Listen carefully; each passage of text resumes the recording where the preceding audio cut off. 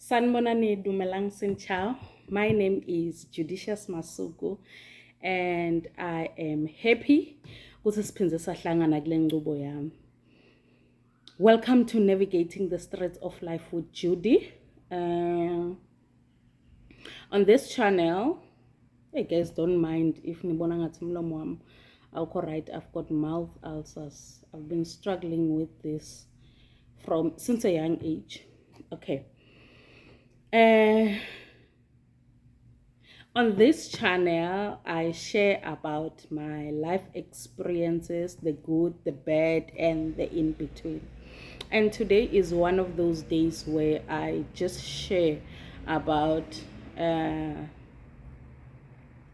something that is personal because it's relating to me and my family. And this video was inspired by a YouTube video I watched Mpumile Dwaba, where she was interviewing Untando Yenkosi Kunene, former Miss South Africa and ex-wife to Kaya Mthethwa. Now, so when they were talking about grief, and she was talking all these good things about her mom and her dad, and I couldn't help but to think that most of the time we speak good things, not that we don't when they are here around, but you don't find it in mainstream media where people are appreciating their parents while still alive. And it got me thinking that, on all these social media platform where ngikhona nami, be it TikTok, Instagram, Facebook, and I don't know whether YouTube is also a social media, but there are many stories where people talk about their late parents, and they are talking about what was good about them, what was not good about them, the regrets, the things they've learned. And I was like, yes, there are a few stories for people who still has got parents. And I am one of, I would call myself privileged and blessed. Not that the others who don't have parents are not privileged and blessed, but this is me saying that I recognize the goodness of the Lord through my parents. Guys, I tell you the truth, life is much easier when you have loving and supportive parents. If beguya ngami, ngabe everyone has got their both parents loving and supportive. Ngabe everyone is from a loving family where togetherness, unity, love is one of the values, where the family unit and the family structure is so strong and so rigid and is so centered in love. I am from a family like that. My family is loving, you guys. And there's no such thing as a perfect family. There's no such thing as perfect parents. But I truly believe that God diligently selected and assigned them to be my parents because they are doing this parenting so well. I'm not saying they are perfect human being, but I really appreciate my parents, you guys. Like, if I can tell you, yabana, when they say a parent can love you unconditional, I know unconditional love that does not have conditions, where conditions don't exist.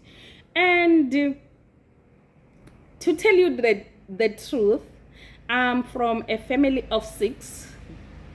My parents, mother and father, my 2 siblings, which is my 2 brothers, myself, and my daughter.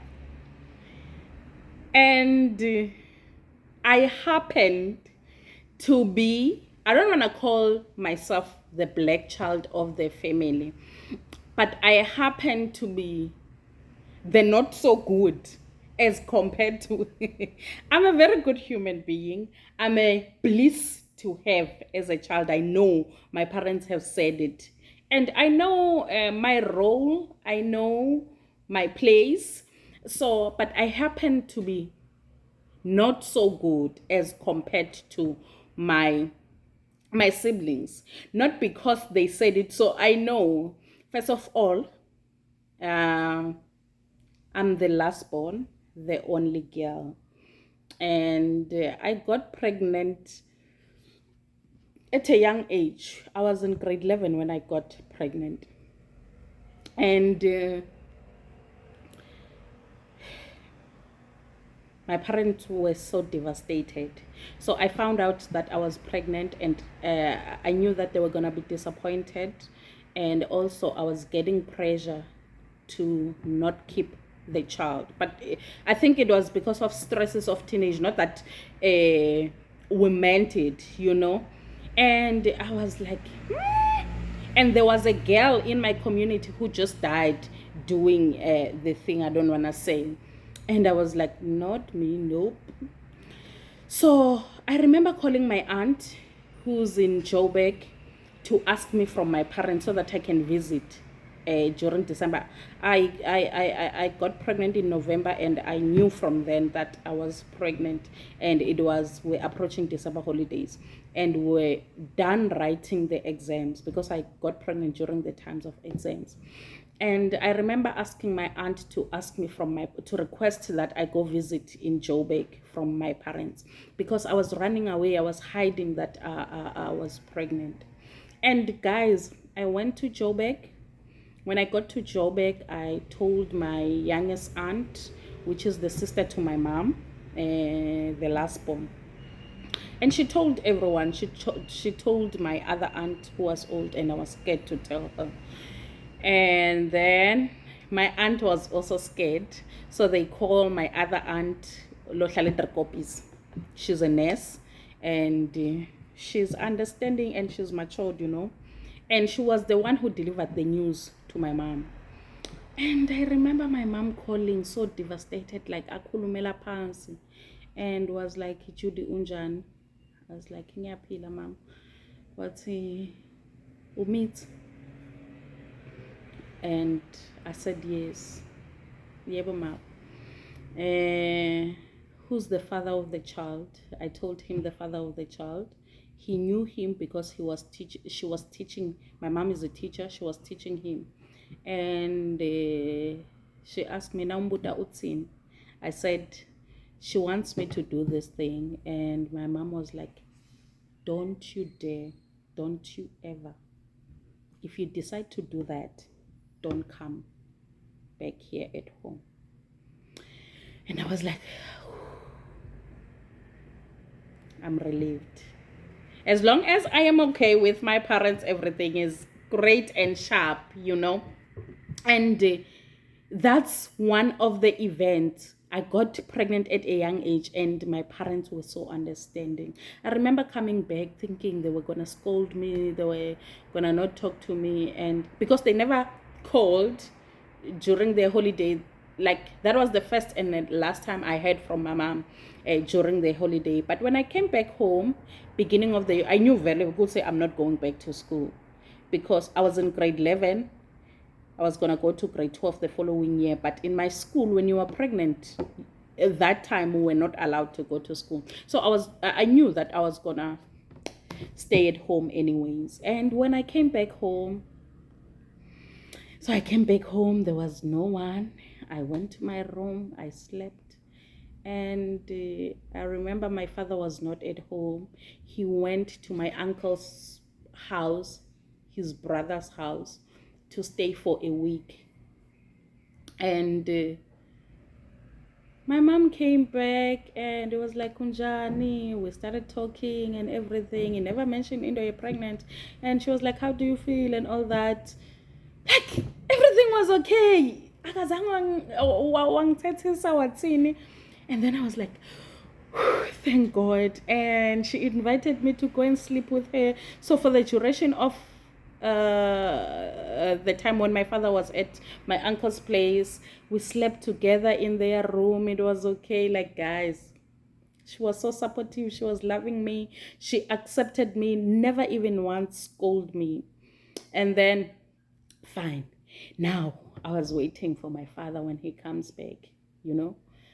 And but I knew my father has got a soft spot for me. So I know that even when I disappoint him, he over kabuhlungu, yabo, to a point that I got to say angithethe senjani or athini.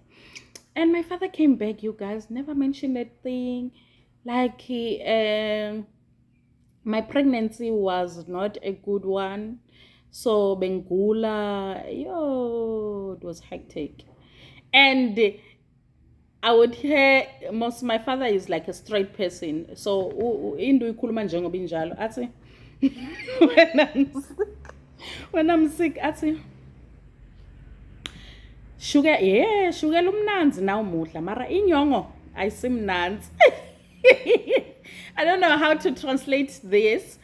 She was like, some of the things are nice when doing it, but the consequences, they are not very nice. But the following day, he will give me money to go and see a doctor, like a general practitioner, not even go to the public hospital, you know. My dad is the one who paid for scan semduana. He's the one who was giving money for my cravings and all that. So this is to say that my parents supported me and they were there for me. Even the following, because 2010 I stayed at home, 2011 I was supposed to go back to school, and our co-parenting relationship was not that solid at that time with the father of my child and the family. So now I had to go back. Fine, okay. My parents hired someone to look after my child. They hired a 24-hour nanny.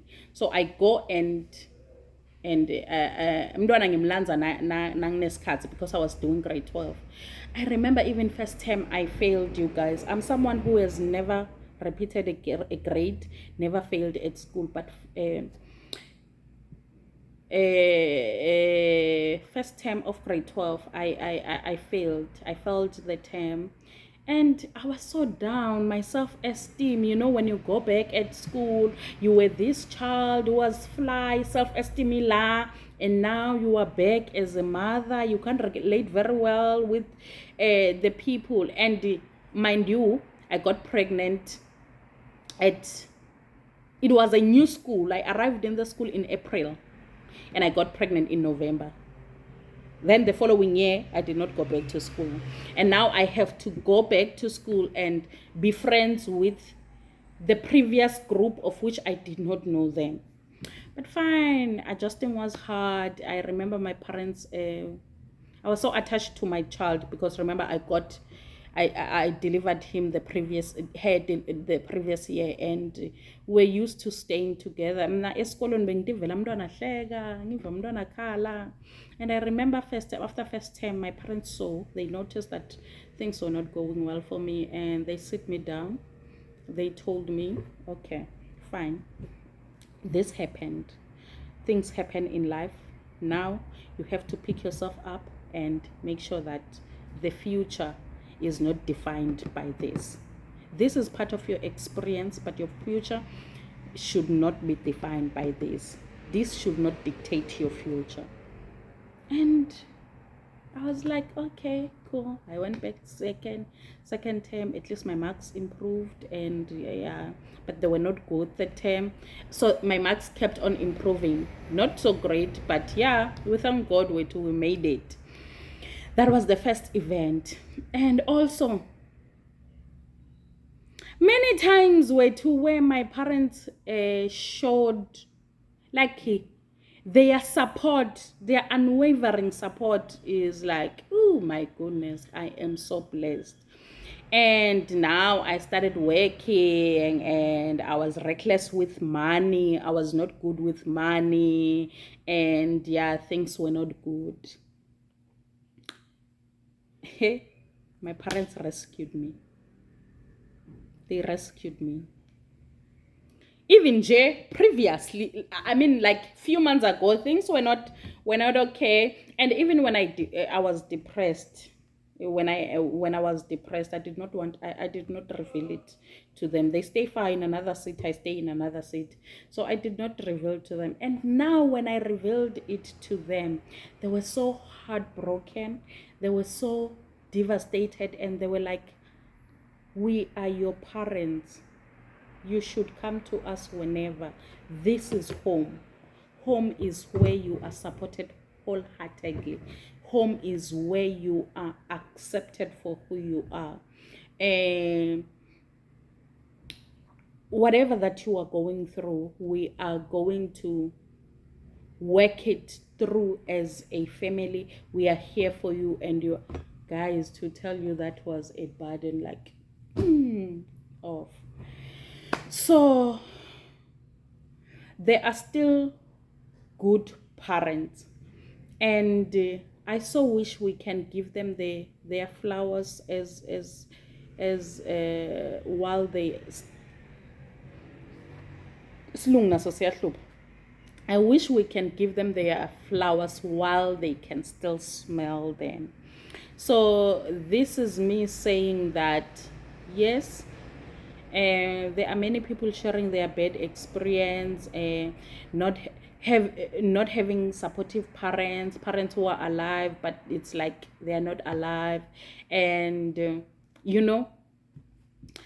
So this is me saying that we are so blessed in many ways. I am blessed because I have parents who are supportive, and life become easier.